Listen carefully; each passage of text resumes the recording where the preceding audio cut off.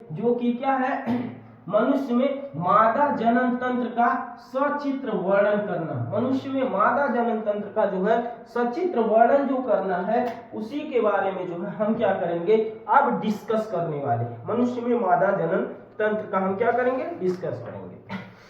जैसा कि बाबू आप जानते हैं कि मानव क्या करता है, जनन क्या होता है, अपनी जैसी संतान पैदा करना ही क्या कहलाता है, जन्म कहलाता है। घोड़ा है तो भाई घोड़ा पैदा करेगा, हाथी है तो हाथी पैदा करेगा, गधा है तो गधा पैदा करेगा, मनुष्य है तो मनुष्य पैदा करेगा, ठीक है ना। तो मादा जनन क्या होता है भाई, महिलाएं क्या करती हैं, अपनी जैसी संतान उत्पन्न करती हैं, उसी को कहते हैं मादा जनन, ठीक है ना। महिलाओं में इसके लिए होता क्या है भाई, इसके लिए महिलाओं में बाबू बनता है अंडाणु।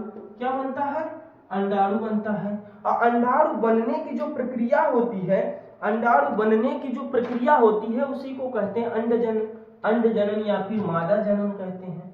अब मादा जनन जब होता है ना बाबू, मादा जनन जब होता है, अंडाणु जब बनते हैं, तो उसके बनने में विभिन्न अंगों का योगदान होता है। अब इन सभी अंगों को जो है सम्मिलित रूप से कहते हैं मादा जनन तंत्र।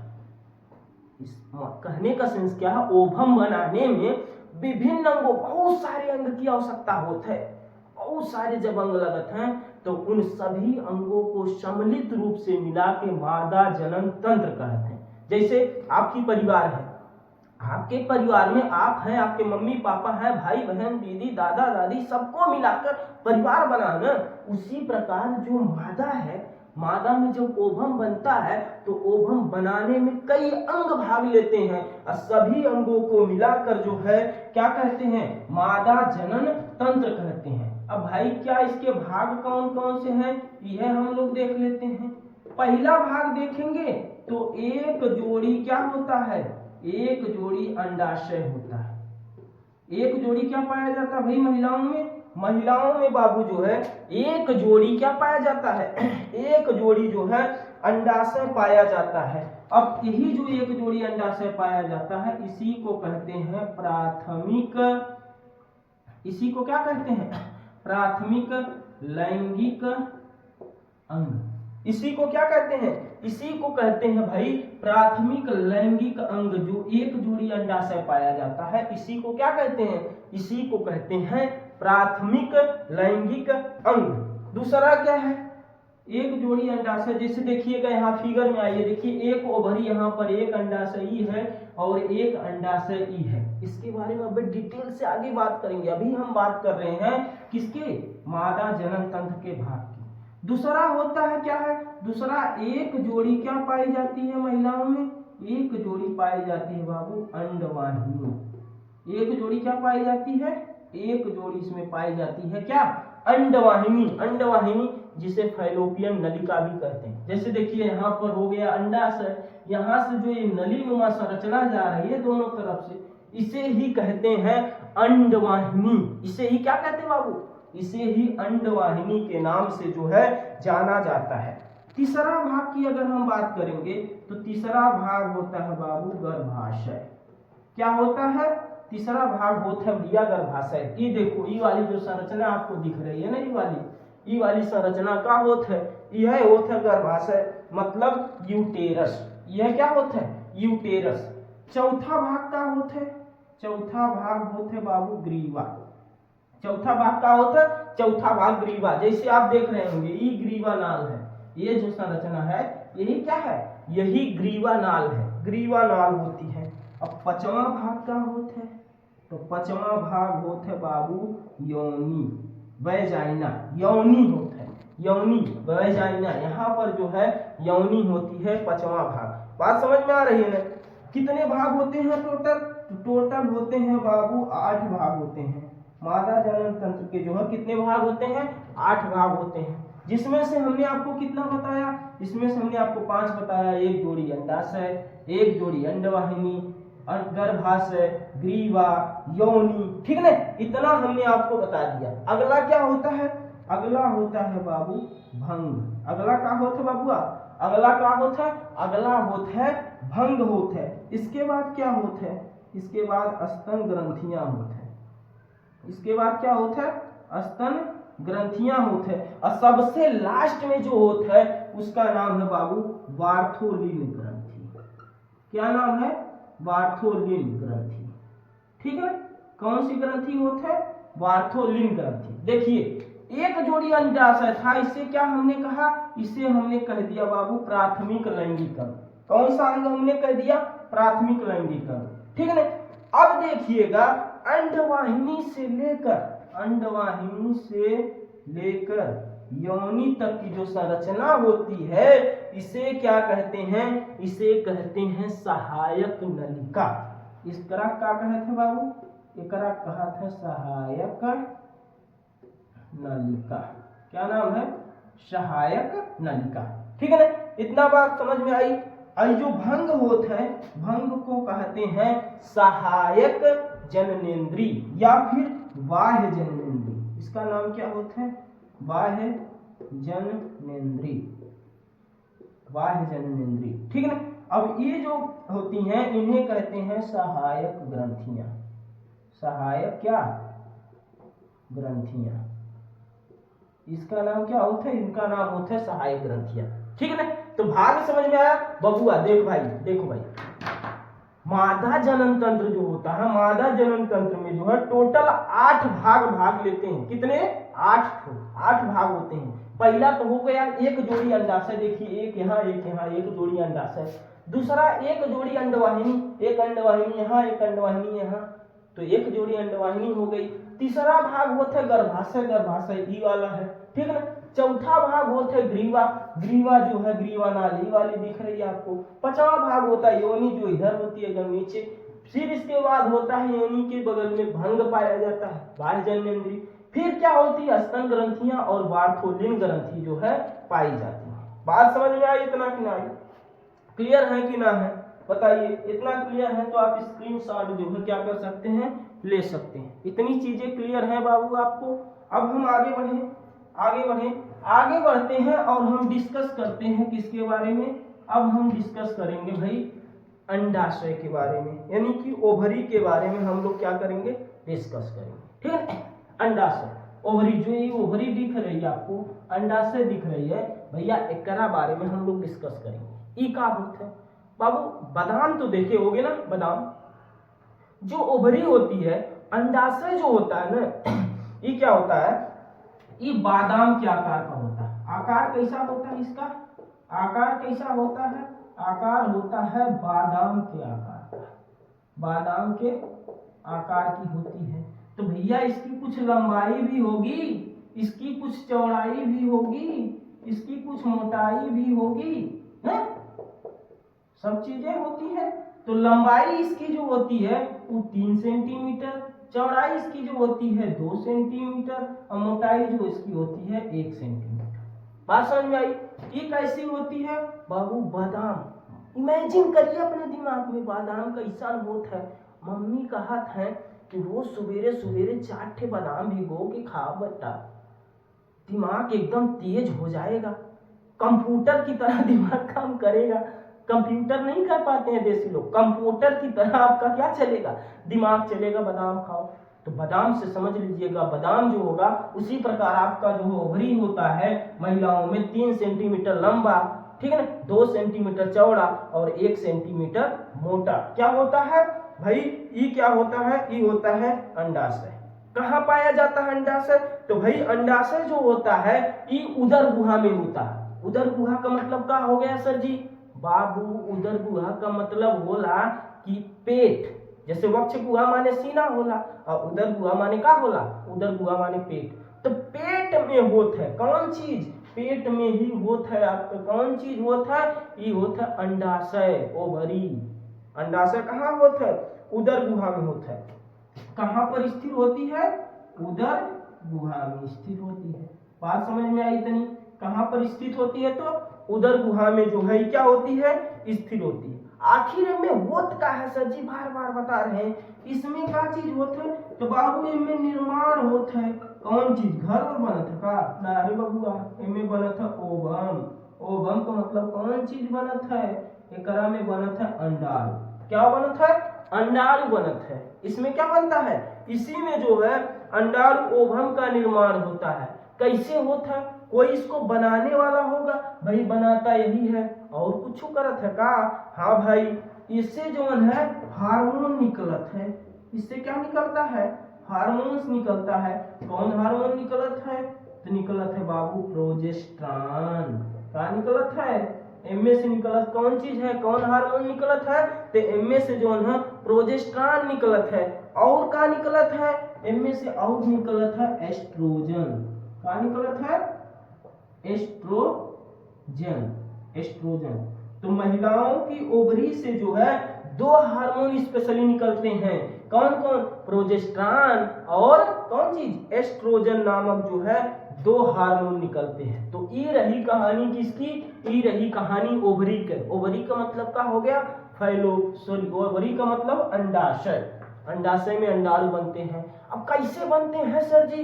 तो कैसे बनते हैं सर जी दूसरा क्वेश्चन में बताएंगे कि अंड जनन कैसे होता है, ठीक है ना। तो फिलहाल अभी हम मादा जनन तंत्र पढ़ रहे हैं, तो बस इतना जानकारी रखिए, ठीक है ना। अंड जनन अभी जस्ट इस क्वेश्चन के बाद बताएंगे, तो उसमें डिटेल से बताएंगे अंड जनन ओवरी में कैसे अंडाणु बनेगा, ठीक है ना।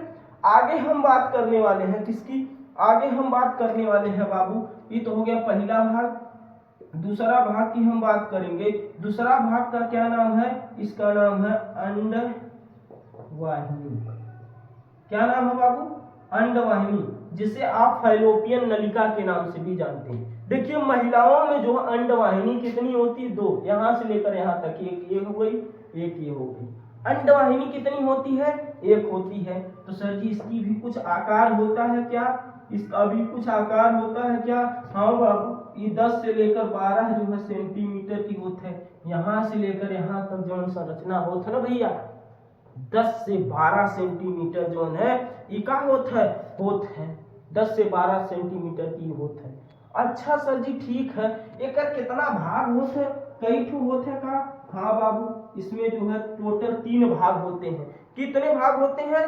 3 भाग जो है इसमें क्या होते हैं। देखिए पहला वाला है, देख रहे हैं उंगली जैसी झलरी जैसी संरचना दिख रही है, इसीलिए इसे क्या कहते हैं? कीपक या फिर झालर कहते हैं। पहला वाला जो भाग होता है इसका क्या नाम होता है? उसका कीपक या फिर झालर नाम होता है। दूसरा भाग कौन है? यहां से यहां तक जो जा रही है ये वाला भाग, इसे कहते हैं तुम्बिका। क्या कहते हैं? तुम्बिका कहते हैं। क्या कहते हैं बाबू? तुम्बिका नाम होता है। तुम्बिका, तुम्बिका, ठीक है। अगला वाला जो भाग होता है, यहाँ पर जो भाग ऐसे ऐसे आपको दिख रहा है, इसे कहते हैं संकीर्ण। क्या नाम होता है इसका? संकीर्ण नाम होता है। तो फैलोपियन नलिका में कितने भाग होते हैं बाबू? तो फैलोपियन नलिका में जो है टोटल 3 भाग होते हैं। कीपक जिसे झालर कहते हैं, इसे इसे अंडाशय से जो क्या करता है, ओवम को अपनी तरफ आकर्षित करने का काम करता है। ओवम को अपनी तरफ खींचने का काम कौन करता है? यही कीपक करता है, ठीक है ना। उसके बाद तुम्बिका जो होता है, आपसे पूछता है कि निषेचन की क्रिया कहाँ संपन्न होती है, तो हम जानते हैं भाई फैलोपियन नलिका में निषेचन होता है, ठीक है ना। अगर नीट की तैयारी कर रहे हैं तो उसमें क्या पूछेगा? अंडवाहिनी यानी फैलोपियन नलिका के किस भाग में निषेचन होता है? तो भैया तुम्बिका में होता है, यहीं पर होता है निषेचन, तुम्बिका में होता है। बात समझ में आ रही है?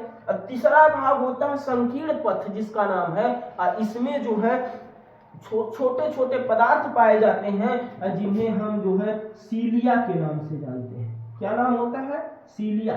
छोटे छोटे जो है सीलिया पाए जाते हैं। कहेंगे भैया ये क्या करत है सर जी, सीलिया का काम का है? तो बाबू सीलिया जो होता है, सीलिया ही का करत है, यह जो है शुक्राणुओं को आगे बढ़ने में मदद करता है। धक्का दे दे आगे भेजा। जैसे यहाँ से शुक्राणु गए, शुक्राणु जा रहे हैं, एनर्जी खत्म हो गई, तो सीलिया क्या करे? धक्का मार के भेज दिया, चुप भाग, जल्दी हट, निकल यहाँ से, ठीक है। तो सीलिया क्या करता है? इन्हें आगे भेजने का जो है क्या करता है? काम करता है। बात समझ में आ रही है कि ना आ रही है? अगर समझ में आ रहा है तो आप क्या कर सकते हैं, चाहे तो स्क्रीनशॉट जो है आप इसका ले सकते हैं, ठीक है। अब हम आगे चलेंगे तीसरे वाले भाग पर, जिसका नाम है गर्भाशय। आई होप इतना आप जो है समझ चुके होंगे। अब हम चलेंगे गर्भाशय की ओर, ठीक है ना। अब हम किसका डिस्कस करेंगे बाबू? अब हम इसके बाद जो है गर्भाशय का बात करेंगे। किस चीज की बात करेंगे? हम लोग जो है गर्भाशय का बात करेंगे कि भाई गर्भाशय का होता है, कैसे जो है गर्भाशय, ठीक है। देखिए आपको ये जो संरचना दिख रही है यहाँ से लेकर यहाँ तक, ये वाली, यह है यूटेरस। यह क्या है? यह है बाबू गर्भाशय। गर्भाशय जो होता है ये क्या होता है कि ये जो है यह कैसा होता है, ये नाशपाती के आकार का होता है। किस आकार का होता है? नाशपाती के आकार का होता है। कैसा होता है? तो नाशपाती के आकार का होता है, ठीक है। नाशपाती तो देखे होंगे ना, नाशपाती अगर देखे हैं तो भैया हाँ सर जी देखे हैं तो वही आकार का होता है, ठीक है। किसका बना होता है? तो भाई ये पेशीय ऊतकों का बना होता है। किसका बना होता है? पेशीय ऊतकों का। किसका बना होता है बाबू? तो पेशीय ऊतकों का बना होता है। किसका बना होता है? पेशीय ऊतकों का बना होता है। बात समझ में आई? इतना कि ना आई? किसका बना होता है? तो पेशीय ऊतकों का बना होता है। अगला क्वेश्चन आपका हो सकता है आखिर सर जी गर्भाशय कहाँ पावा जाता है? गर्भाशय यानी कि बच्चेदानी जो होता है पूरा का पूरा कहाँ पावा जाता है? तो भैया हम पहले में बताएं कि श्रोणी, यह क्या है? श्रोणी प्रदेश में पाया जाता है। श्रोणी प्रदेश का मतलब क्या हो गया? उदर गुहा में एक श्रोणी प्रदेश होता है, कमर के ऊपर जो श्रोणी प्रदेश में पाया जाता है। कहाँ पाया जाता है? यह जो है कहाँ पाया जाता है? श्रोणी प्रदेश में पाया जाता है। कमर के ऊपर श्रोणी प्रदेश में पाया जाता है। कहाँ पाया जाता है बबुआ? तो श्रोणी प्रदेश में जो है पाया जाता है। कौन चीज? गर्भाशय। अब होता क्या है देखिए, इसी में जो है इसी में दोनों अंडवाहिनी, दोनों क्या है? अंडवाहिनी आकर खुलती है। देखिए एक अंडवाहिनी इधर से आ रही, इसमें खुल गई, एक अंडवाहिनी इधर से आ रही, इसमें खुल गई। मतलब क्या है सर जी? गर्भाशय में जो है बाबू दोनों अंडवाहिनी आकर गर्भाशय में ही क्या करती हैं? खुल जाती हैं, ठीक है ना। बाकी अगर हम बात करें गर्भाशय के जो है कितने भाग होते हैं, तो गर्भाशय के बाबू मुख्य रूप से 3 भाग होते हैं। कितने भाग होते हैं? 3 भाग होते हैं। जो सबसे ऊपरी वाली ये परत आपको दिख रही होगी, ये वाली, इस परत को नाम होता है पेरीमेट्रियम। क्या नाम होता है? पेरीमेट्रियम। पेरीमेट्रियम यहाँ हिंदी में आपको दिखा मिल रहा होगा लिखा परिगर्भाशय। परिगर्भाशय, गर्भाशय की सबसे ऊपरी परत को ही क्या कहते हैं? परिगर्भाशय। इंग्लिश में कहते हैं पेरीमेट्रियम। क्या कहते हैं? पेरीमेट्रियम। देखिए ये तो हो गया पहला। इसका दूसरा भाग क्या होता है? दूसरा भाग होता है मायोमेट्रियम। मायोमेट्रियम होता है इसका दूसरा भाग, जिसे हिंदी में कहते हैं गर्भाशय पेशी स्तर या फिर मध्य पर, या फिर क्या कहते हैं बाबू? इसको कहते हैं गर्भाशय पेशी। देखिए जो दूसरा अक्षर इसे दिख रहा है, ये वाली जो लाइन आपको दिख रही वाला, इसे क्या कहते हैं? परिगर्भाशय, गर्भाशय पेशी स्तर यानी कि मायोमेट्रियम। देखिए जो मायोमेट्रियम होती है ना बबुआ, मायोमेट्रियम एकदम चिकनी होती है। कैसी होती है? चिकनी होती है एकदम। कहेंगे सर जी चिकनी से क्या मतलब हो गया? चिकनी क्यों होती है? कहें कि बबुआ जो है चिकनी होने के कारण जो है प्रसव में जो है मदद करती है। होता क्या है कि इसकी जो पेशियां होती हैं वो क्या करती हैं? क्रमाकुंचन गति करती हैं। क्या करती हैं? क्रमाकुंचन गति करती हैं। किसकी पेशियां? मायोमेट्रियम की जो पेशियां होती हैं वो क्रमाकुंचन गति करती हैं। इससे क्या होता है सर जी? हमारा क्या पता है? बताइए थोड़ा तो बाबू। जो क्रमाकुंचन गति होती, जब प्रसव होता है, बच्चा पैदा होता है ना, उसके लिए ये गति बहुत ही ज्यादा जरूरत होती है। जब तक उसमें संकुचन ना होगा मायोमेट्रियम में, तब तक बच्चा जो है गर्भाशय से बाहर नहीं निकल पाएगा। जब संकुचन होता है तो असह दर्द होता है। जब असह दर्द होता है तभी जाके बच्चा क्या होता है? संकुचित होती है पेशियां, बाहर की तरफ इसे धक्का देती, बाहर संसार में, इस पापी दुनिया में आता है। ठीक है, इस पापी दुनिया में आता, तब उसको पता चलता है कि भाई ये संसार जो है कैसा है, झूठों का संसार है कि सत्यवादी हरिश्चंद्र का संसार है, कि चंद्र टरे सूरज टरे टरे जगत व्यवहार पे दृढ़वत रहे टरे न हरिश्चंद्र का सत्य विचार। ऐसे ऐसे भी लोग थे हमारे यहाँ एक से एक नीच राम रहीम जैसे भी लोग थे। ठीक है, हमारे यहाँ भारत में जो है एक से एक साधु संत महात्मा हुए हैं और एक से एक नीच भी हुए हैं। बात समझ रहे हैं ना? तो वही बात होती है, जब तक मायोमेट्रियम में जो है क्रमाकुंचन गति नहीं होगी, दर्द नहीं होगा, बच्चा जो है गर्भाशय से बाहर नहीं निकलेगा। इसीलिए कभी कभी किन्हीं किन्हीं महिलाओं को डॉक्टर क्या करते हैं कि दर्द का इंजेक्शन देते हैं, जिससे कि क्या होगा, ये पेशियों में जो मायोमेट्रियम है इसमें संकुचन हो, संकुचन जब होगा तभी बच्चा होगा। और किसी किसी में संकुचन होता ही ना है, तब वे क्या करते हैं, तब जो है उनका ऑपरेशन करना पड़ता है। बात समझ में आई? ऑपरेशन के माध्यम से जो है बच्चे को क्या करते हैं, शरीर से गर्भाशय से बाहर निकाल दिया जाता है।